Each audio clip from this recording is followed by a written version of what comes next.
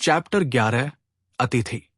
प्रातःकाल सूर्य उदय के पूर्व ही रुद्र मंदिर के प्रांगण में संपूर्ण जगत से आमंत्रित किए हुए अतिथि एवं कैलाशवासी आ चुके थे। चारों ओर भव्य वातावरण था। भांति भांति के पुष्पों से वहां साज सज्जा की गई थी। सुगंधित लकड़ियों का वहां यज्ञों में उपयोग किया गया था, जिससे संपूर्ण वातावरण सुगंधित हो गया था। नेत्रों को मोह लेने वाले रंगों के प्रकाश की वहां व्यवस्था थी। भिन्न भिन्न स्थानों से आने वाले जनों के बैठने के लिए स्थान बनाए गए थे, जहां वो सभी अपनी प्रजातियों के साथ उपस्थित थे। परिसर को वृत्ताकार बनाया गया था। मंदिर के एक ओर कैलाशवासी थे तो दूसरी ओर प्रजापत नगर के वासी थे। यद्यपि वो संख्या में कम थे। ऐसे समझा जा सकता है कि जो चक्र कैलाश वासियों से आरंभ हो रहा था, वो प्रजापत नगर के वासियों पर समाप्त हो रहा था। महाराज एवं महारानी मंदिर के द्वार के समक्ष आसनों पर विराजमान थे। उनके समक्ष महामंत्री एवं महर्षि थे। महारानी के समक्ष शिव एवं शिव के समक्ष नंदी थे। ये स्थान कैलाश के मंत्रिमंडल का था, जो कि कैलाश का प्रतिनिधित्व कर रहा था। इनके बाई और यक्ष विराजमान थे, श्वेत वस्त्रों को धारण किए हुए एवं विभिन्न मणियों को धारण किए हुए। पित्त वर्ण वाले यक्ष उस स्थान की शोभा उसी प्रकार बढ़ा रहे थे, जैसे पर्वतों पर उपस्थित हिम उनकी शोभा बढ़ा देती है। यक्षों में सर्वप्रथम यक्षराज भानुदत्त थे। उनके समक्ष उनके भाई कर्कश एवं विष्णुदत्त थे, एवं सेनापति वृषभ महाराज भानुदत्त के समक्ष थे। सभी एक से एक पराक्रमी एवं बलवान थे। विष्णुदत्त एक विद्वान यक्ष था, वही उसका भाई कर्कश एक कुशल योद्धा था। कई युद्धों में उसने राक्षसों को पराजित किया था। वो अपने पिता भानुदत्त की ही भांति था। अपने अधिकतर मंत्रिमंडल के साथ वो यहां पधारे थे। यक्षों के पांडाल के पास नंदी थे। वे सब कई वर्षों के उपरांत पृथ्वी पर आए थे। नंदी स्वयं उन्हें आमंत्रित करके आया था। रुद्र मंदिर में रुद्र के दर्शन करना तो उनका उद्देश्य था ही। इसके अतिरिक्त वो उसे देखने आए थे, जिसे रुद्रवंशज कहा जा रहा था। अपनी पारंपरिक वेशभूषा में वो सब वहां उपस्थित थे। इस समय कैलाश में उनकी आवभगत की गई थी, एवं उनके वंश से नंदी को पृथ्वी पर कैलाश की सहायता हेतु भेजने के लिए कैलाश के कई जन उनका धन्यवाद कर चुके थे। इससे उन्हें प्राचीन काल में उन पर हुए अत्याचारों को भूलने में सहायता मिली। अन्यथा वो इसी बात से भयभीत थे कि वो उस पृथ्वी पर पुनः किस प्रकार जा पाएंगे, जहां की भूमि उनके रक्त से रंजीत है। नंदियों के दाई और गरुड़ थे। नंदियों की भांति ये भी पृथ्वी पर बहुत समयोपरांत आए थे। एक समय जिन गरुड़ों को पक्षी राज की संज्ञा थी, उन्हें अब यदा कदा ही देखा जाता था। जटायु और संपाति नामक दो भाई गरुड़ों का नेतृत्व कर रहे थे, एवं उनके साथ सुपर्ण एवं तर्ध्य नामक गरुड़ भी थे, जो बहुत ही बलशाली दिखते थे। गरुड़ों को, जो कि विष्णु के प्रिय थे, कैलाश में उचित सम्मान दिया गया था। प्राचीन काल में जब विष्णु ने देवासुर संग्राम में देवताओं की सहायता की थी, तब संपाति एवं जटायु ने विष्णु के अंगों के समान कार्य किया था। गरुड़ों के समक्ष नाग थे। ये उसी प्रकार था जैसे सिंह के समक्ष खग हो, क्योंकि गरुड़ और नागों में सदैव श्रेष्ठ सिद्ध होने की प्रतिस्पर्धा होती थे। अनेकों बार वो युद्ध कर चुके थे। अधिकतर नागों को पराजय झेलनी पड़ी थी। नागराज वासुकी अपने पुत्र तक्षक एवं पिनाक के साथ थे, एवं पद्म एवं महापद्म नामक उनके दो विश्वासपात्र मंत्री थे। देवासुर संग्राम में नागों ने असुरों की सहायता की थी। तब ये साम्राज्य नागराज वासुकी का था। वासुकी ने भीषण सर्प का रूप धारण कर अनेकों देवताओं एवं उनकी सहायक सेनाओं को निंगल लिया था, एवं अपनी विषभरी फुंकारों से समस्त वायुमंडल को विषयुक्त कर दिया था। तब रुद्र ने उस विष को धारण कर देवताओं को उसके प्रकोप से बचाया था। नागों के समक्ष रीछ, वानर, सिंह, वराह एवं अन्य कई प्रजातियों के नेतृत्व करने वाले बलशाली वहां थे। उसके बाद कैलाश की जनता थी, जो कि अत्यधिक मात्रा में वहां थे। महिलाएं, पुरुष एवं बच्चे, वृद्ध सभी वहां उत्सुकता से आए थे। इनमें से बहुत तो ऐसे थे जिन्होंने कभी ये उत्सव नहीं देखा था। वो सब बड़ी उत्सुकता से इसे देखने हेतु यहां उपस्थित हुए थे। इनके बाद वहां एक श्याम रंग का भवन बनाया गया था। प्रातः काल में सूर्योदय से पूर्व सूर्य का प्रकाश नहीं होता, परंतु उदय के पश्चात उस भवन में एक भी किरण न जा पाए, इसकी पूरी व्यवस्था थी। इसके अतिरिक्त इसकी भी व्यवस्था थी कि भीतर से बाहर सब स्पष्ट रूप से देखा जा सके। कैलाश की अतिविकसित सभ्यता एवं विद्युत की बुद्धिमता से ही इस भवन का निर्माण हो सका था।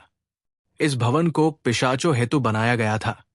पर्वतों की गुहाओं में रहने वाले पिशाच सूर्य के प्रकाश को नहीं झेल सकते थे।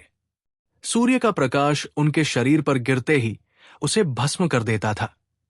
यही कारण था कि उनके भवन को इससे मुक्त किया गया था। पिशाच पृथ्वी की प्राचीनतम प्रजातियों में से थे। नरभक्षी होने से कारण उनका भय समस्त लोक में थे। देवासुर संग्राम में वो असुरों एवं राक्षसों की सहायता करते थे एवं रात्रि में शत्रु सेना पर टूट पड़ते थे। उनके शरीर की संरचना इसी प्रकार थी कि सूर्य के प्रकाश में निकालना उनके लिए संभव न था। यही कारण था कि पृथ्वी के दक्षिण भाग में पर्वतों की गुहाओं में वो रहते थे। पिशाचों के बाद वहां का सबसे शक्तिशाली दल राक्षसों का स्थान था। वो यहां अधिक संख्या में थे, अपितु ये भी सत्य था कि वो सदैव ही भारी संख्या में साथ जाते थे। हेती और प्रहेती नामक राक्षसों के राजा वहां उपस्थित थे। उनके 5 पुत्र खर, दूषण, सुबाहु, कंपन्न, विकंपन्न थे। कंपन्न के पुत्र दंड पार्श्व और सुपार्श्व भी उनके साथ थे। अपने साथ ये अपने कुछ महत्वपूर्ण सैनिकों को लेकर आए थे। असुरों का ये दल देखने मात्र से ही भयभीत कर देता था। सभी ताम्र वर्ण के थे एवं स्वर्ण को धारण किए हुए थे। हेती और प्रहेती राक्षसों के पूर्वज थे। उन्हीं से ये वंश प्रारंभ हुआ था। उनका उत्पत्ति स्वयं ब्रह्मा के द्वारा हुई थी। कई वर्षों की तपस्या करके उन्होंने अनेकों वर प्राप्त किए एवं अपने साम्राज्य को बढ़ाया था। असुरों के साथ उनकी मैत्री थी। प्रत्येक देवासुर संग्राम में उन्होंने असुरों की सहायता की थी। उनका वंश बहुत विशाल था। हेती के 5 तथा प्रहेती के 7 पुत्र थे, जिन्होंने मंगल गृह पर यक्षों की भूमि पर भी अधिकार कर लिया था। इसके पश्चात पृथ्वी पर असुरों की सहायता से अधिकार करने हेतु उन्होंने भीषण युद्ध किया। अपने वर्चस्व की रक्षा हेतु यक्ष एवं देवताओं ने विष्णु एवं रुद्र से सहायता मांगी। तत्पश्चात दोनों ने युद्ध में उनकी सहायता की एवं उन्हें पराजित कर यक्षों की भूमि को भी उनसे मुक्त करवाया एवं हेती और प्रहेती के कई पुत्रों का वध कर दिया। राक्षसों के समक्ष असुरों का दल विराजमान था। तीनों असुर भाई त्रिलोकासुर, त्रिचटासुर एवं त्रिपुरासुर असुरों के गुरु शुक्राचार्य एवं अपने कई सैनिकों को लेकर वो उपस्थित हुए थे। असुरों के साथ ही दैत्य एवं दानव भी थे। आक्रामक होने के पश्चात भी ये सभी दल शांत थे, क्योंकि रुद्र संहिता के अनुसार उस स्थान पर किसी भी प्रकार का बुरा आचरण उन्हें भारी पड़ सकता था। तीनों भाई असुरों, दैत्यों एवं दानवों की विशाल सेना के अधिपति थे। तीनों अपनी विशिष्ट शक्तियों से असुरलोक में विख्यात थे। कई युद्ध करके उन्होंने अपने साम्राज्य को विशाल बनाया था। श्याम वर्ण के वो असुर स्वर्ण से आभूषित थे। असुरों के पास गंधों का दल था, जिनमें कई तो नृत्य में भाग लेने हेतु आए थे, जो कि रुद्र पूजा के प्रारंभ में किया जाने वाला था। गंधर्व राज चित्रंत अपने प्रमुख गातु एवं कूलम के साथ वहां उपस्थित थे। गंधर्व रंग बिरंगी पोशाकों में बहुत ही सुंदर दिख रहे थे। गंधर्व अपने पहनावे के लिए जगत में प्रसिद्ध थे। विभिन्न प्रकार के पुष्पों से वो सुसज्जित थे। कई प्रकार के वाद्य यंत्रों को लिए हुए वो वहां उपस्थित थे, जिसमें वीणा, सितार, सारंगी, बांसुरी, तबला, मृदुंग एवं कई अन्य वाद्य यंत्र थे। गंधर्व अपनी नृत्य कला एवं संगीत के लिए संपूर्ण जगत में विख्यात थे। वो कई अप्सराओं को लेकर उपस्थित हुए थे। सभी अनेक प्रकार की संगीत एवं नृत्य कला में निपुण थे। गंधों के समक्ष बृहस्पति गृह से आए ऋषियों का स्थान था। एक ऐसा गृह जो केवल तपस्वियों के लिए था, अन्य किसी के लिए तो वो केवल एक गृह मात्र था जिस पर जीवन नहीं था। सबसे आगे सप्तऋषि वशिष्ठ, विश्वामित्र, कण्व, भारद्वाज, अत्रि, वामदेव, ऋषि सोनक थे। इनके साथ अन्य कई ऋषि थे जिनकी पृथ्वी पर घटित होने वाली सभी घटनाओं पर दृष्टि थी एवं उन्हें ही घटित होते देखने हेतु वो यहां आए थे। इन्हीं के साथ पृथ्वी के महान ऋषि भी उपस्थित थे। वे समस्त ऋषि ओजस्वी थे। एक अद्भुत तेज उनके शरीर से उत्पन्न होता प्रतीत होता था। वे भिन्न भिन्न रंगों के वस्त्र धारण किए हुए थे। ऋषियों के दाई और देवताओं का स्थान था। ये वहां उपस्थित सभी प्रजातियों में सबसे उच्च कोटि थी। देवताओं से सुसज्जित वो स्थल भांति भांति के पुष्पों की माला के समान प्रतीत होता था, जिसमें प्रत्येक पुष्प अपनी भिन्न व्याख्या एवं स्वभाव सुगंध रखता है। देवराज इंद्र अपने समस्त मंडल के साथ पधारे थे। उनके साथ वायुदेव, अग्निदेव, वरुण, ध्योस, अश्विन, समुद्र, कामदेव, सूर्यदेव, चंद्र, राहु, केतु जैसे देवता थे तो संध्या, भूमि आदि देवियां भी थी। सभी ने अपने तेज से वहां के वातावरण को आलोकित कर रखा था। गौर वर्ण के वो देवता रजत के आभूषणों से युक्त थे। विभिन्न रंगों के वस्त्र उन्होंने धारण कर रखे थे। इनमें देवराज इंद्र श्वेत वर्ण के वस्त्र धारण किए हुए थे। ये सर्वविदित था कि इंद्र से बड़ा नृतक एवं धनुधर कोई नहीं है। इंद्र स्वयं नृत्य का प्रशंसक था। यही कारण था कि देवलोक में नृत्य एवं संगीत कार्यक्रम आयोजित होते रहते थे। एवं अपनी धनु विद्या को वह देवासुर संग्राम में बता चुका था। कई राक्षसों एवं असुरों का उसने अपने बाणों से स्वयं वध किया था। देवताओं के दाई और ब्रह्मपुरी से आए प्रजापत के सेवक थे। शक्ति उनका प्रतिनिधित्व कर रही थी, परंतु इस समय वो वहां से अनुपस्थित थी।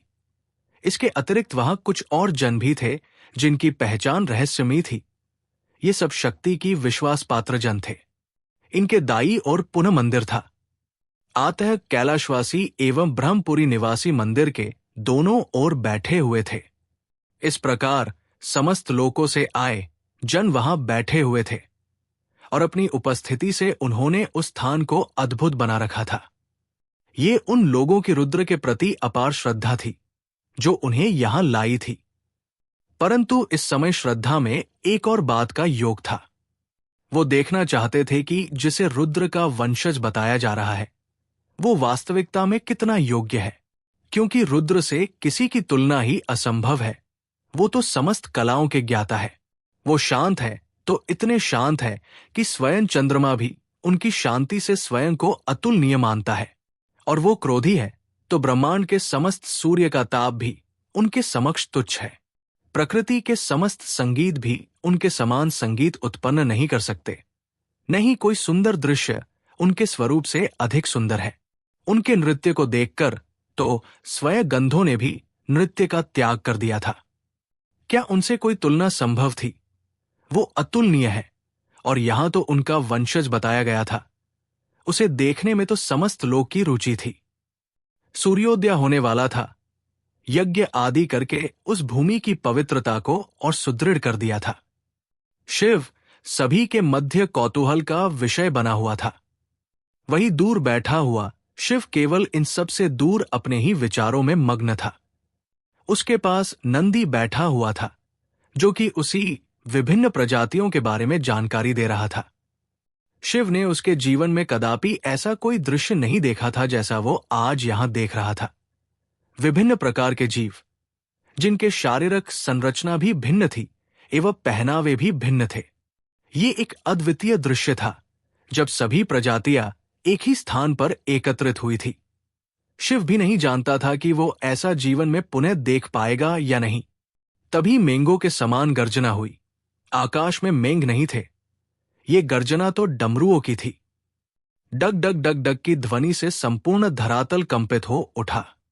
जिस गोलाकार मैदान के चारों ओर सभी बैठे थे उसी के मध्य में से ये ध्वनि आती प्रतीत हुई। कुछ क्षण बाद जो दिखा वहां मात्र भस्म थी। मुर्दों की मृत्यु के पश्चात उन्हें अग्नि को सुपुर्द करने पर प्राप्त होने वाली भस्म, ये चारों ओर थी।